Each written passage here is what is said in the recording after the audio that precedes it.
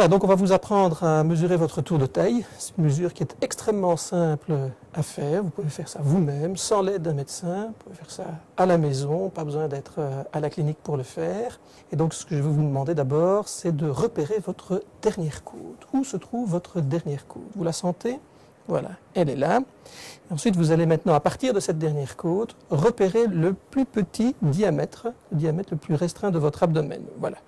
Et vous passez juste 1 ou 2 centimètres au-dessus de votre nombril.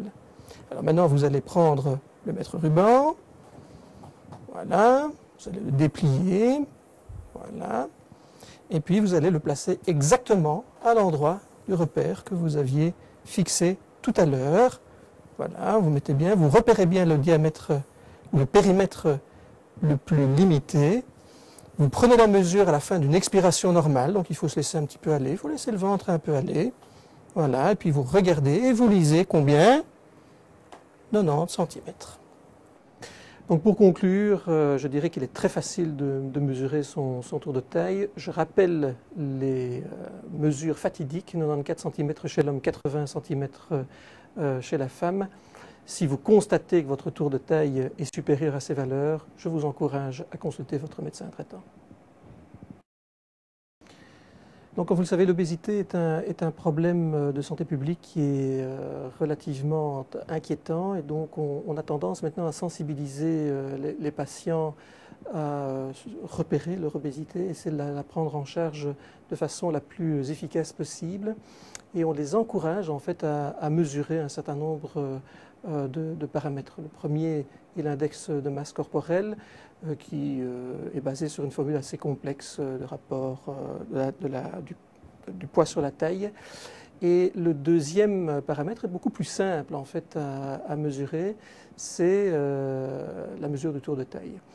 Donc on sait qu'une mesure du tour de taille supérieure à 94 cm chez l'homme et 80 cm chez la femme prédispose à des complications de type cardiovasculaire, c'est-à-dire des anomalies du sucre, des graisses, un petit peu d'hypertension artérielle, parce que les scientifiques ont établi qu'il existait un rapport direct entre cette mesure du tour de taille et l'accumulation de graisse dans le ventre. Et c'est cette graisse dans le ventre qui est véritablement toxique pour l'organisme.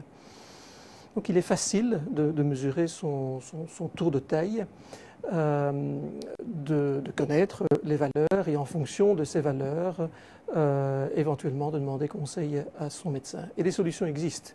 Elles existent dans les régimes, lesquels on a fait quand même de grandes avancées actuellement. Elles existent en augmentant son activité physique et il y a maintenant des paramédicaux, des kinésithérapeutes qui sont spécialisés dans la prise en charge de patients qui souffrent de surpoids ou d'obésité et qui désirent augmenter leur activité physique.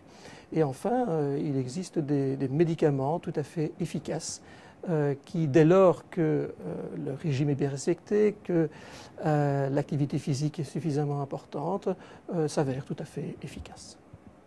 Donc pour conclure, je dirais qu'il est très facile de mesurer son tour de taille. Je rappelle les mesures fatidiques, 94 cm chez l'homme, 80 cm chez la femme.